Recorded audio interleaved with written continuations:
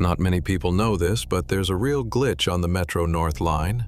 In 2022, conductors began noticing something odd at a small station near Wilton. Every weekday at exactly 6:42 a.m., the system registers a boarding, but there's no one there. No passenger on the platform, no tap of a MetroCard, just a digital ping. It's always car 3.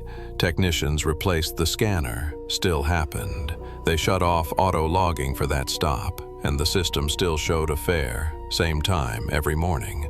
Then one morning, a conductor decided to wait in car 3 before the train arrived. He reported hearing footsteps enter from the platform, timed exactly with the ping. No one ever showed on camera, but when he turned around, a window had fogged up from the inside, and traced in the condensation were 5 words. "Thanks. I ride alone now." They disabled fare tracking at that station entirely. But every morning since, car 3 still unlocks itself at 6:42, even when no stops are scheduled. This one was sent to me by someone named Thomas. And now he says every time he hears that one 80s song, he changes the station. Fast. The first time I stopped there, I was just looking for coffee. It was early, foggy, and I was somewhere off Route 7 in Connecticut, small towns and winding roads. I spotted a roadside diner, neon sign blinking. Open 24/7. It looked like it hadn't been renovated since the actual 1980s. I pulled in and walked inside. The bell over the door chimed. A waitress looked up from behind the counter and smiled. "Sit anywhere," she said, voice cheerful but distant, like someone reading from a script. I sat in a booth by the window. The walls were filled with Elvis posters, antique Coke ads, and a jukebox in the corner playing "Don't You Forget About Me" by Simple Minds. It was almost cliché, but kind of charming. I drank a cup of watery diner coffee, left a tip, and continued my drive. The next day, I had to take the same route again. I stopped at the same diner for breakfast. And that's when things got weird. The waitress greeted me the exact same way. "Sit anywhere." Same intonation, same smile, same bright pink lipstick. I sat in the same booth, and the same song was playing at the exact same moment. The line, "Don't you forget about me," echoed like déjà vu. I thought it was just a coincidence. Maybe they had a short playlist on loop. But then I noticed something strange. The napkin I doodled on the day before, still under the salt shaker. Same sketch, same little ink smudge where my pen leaked. The waitress brought my coffee without me asking. "Milk and 2 sugars," she said. I'd never told her that. I asked her, "Were you working yesterday morning too?" She smiled. "I'm always here." That gave me pause. I looked around. No other customers. No cook visible through the little pass-through window.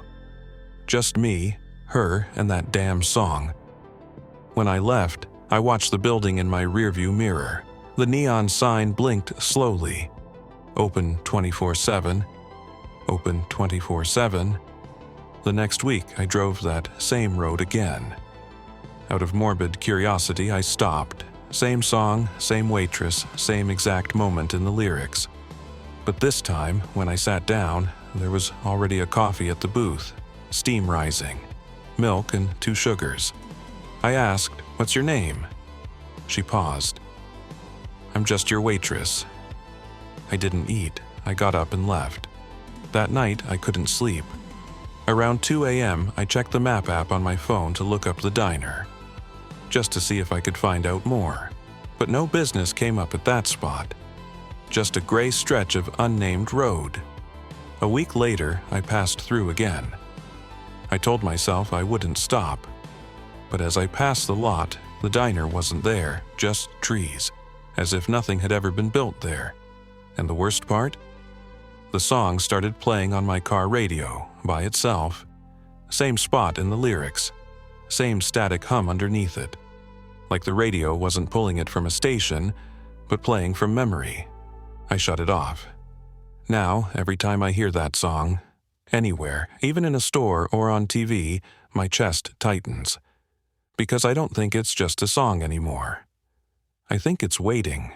This story was sent to me by a woman named Kelsey.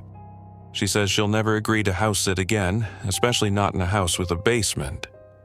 I thought it'd be an easy weekend, quiet, a little spooky maybe, but easy. My friend Sasha was flying to Italy for a wedding. Her family owned this old mansion outside Greenwich, Connecticut. Huge place. Marble floors, creaky pipes, a long gravel driveway. She asked me to house sit while she was gone. "It's just 3 days," she said. "There's a cleaning lady on Monday. Just make sure the plants don't die and the mail doesn't pile up." I said yes. I figured I'd get some writing done. Maybe read a book. The first day was uneventful. I walked the grounds, took pictures of the fancy hedges. The only weird thing was how quiet it was. No neighbors for miles, just trees and a long winding road. That night I watched a movie in the massive den. The floorboards creaked a lot. Normal for an old house, I figured. The next morning, I walked down the driveway to check the mailbox. There was a letter inside, handwritten envelope. But what threw me was the name on the mailbox. It didn't say Sasha's last name anymore. It said N. Caro. I figured it was a mistake. Maybe a neighbor switched signs by accident. I sent Sasha a picture. She left me on red. That night, I started hearing soft thumps coming from the basement. I told myself it was the boiler. I didn't go check. I locked the basement door just in case. The next morning, I checked the mailbox again. There was another letter, and this time the nameplate had changed to T. Hewson. New name, different handwriting on the envelope. Still no reply from Sasha. I was officially creeped out. I double-checked the basement door, still locked, but when I walked past it, I swore I heard a knock from the other side. Just a single, slow knock. I didn't respond, I just walked away. That night, I left the kitchen light on and sat with my back to the wall. Around 2 a.m., I heard it again, knocking from the basement. But now, it was 3 knocks, evenly spaced. Like someone being polite. The basement door was still locked. I tried the knob just to check, still secure. Then, I noticed the mail slot in the front door had opened. Something slid through. I waited, counted to 10, then picked it up. It was another letter. But this time, there was no name, just a message in slanted handwriting. "It's your turn now." I dropped it and backed away from the door. When I checked the mailbox the next morning, the nameplate said my name, first and last, carved into the metal like it had been there for years. That was enough for me. I packed up, locked everything, and drove straight home. I never even texted Sasha again. She never followed up either. But sometimes, late at night, I think I hear a soft knock beneath my floor. Just one. And it's always followed by silence. This story was sent to me by a train operator named Kevin. After what happened, he says he'll never do pre-checks alone again. I've worked the Metro North line for over 10 years. Most mornings, I'm the first one on the train. I get there before sunrise to do my pre-checks, make sure the cabin lights are working, doors open and close, brake systems good. Basic stuff. I usually don't see anyone until the official boarding window starts. That morning felt no different. It was foggy, real thick, the kind that clings to your jacket. I parked my car in the employee lot and walked toward the platform. Everything was still and quiet, just the way I liked it. I stepped onto the train, started my usual inspection. It's routine.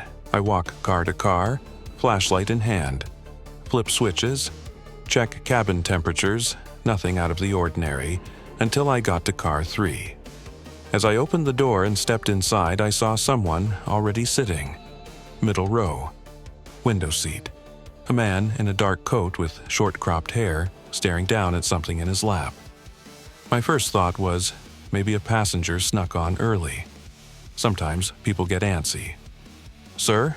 I called out. "We're not boarding yet." No response. I stepped closer. "Hey, you're not allowed on until the platform opens. You'll need to wait outside." Still nothing. I was maybe 5 feet away now, and then he turned his head, just slightly. I didn't see his face clearly, but I caught the shape of a smile. Subtle, way too calm. Then he stood up fast. Not in a threatening way, more like he suddenly remembered something. And he walked past me toward the front of the car. I turned to follow him, but he was already gone. I mean, gone. There was nowhere he could have gone that fast. The only door at that end of the car was still latched shut from the outside. I walked up and opened it, expecting to find him between cars. Nothing. I checked every car, no sign of him. I told myself maybe I imagined it. I was tired. Fog does weird things to your head. Then I went back to car 3 and noticed something. On the seat where he'd been sitting, there was a briefcase.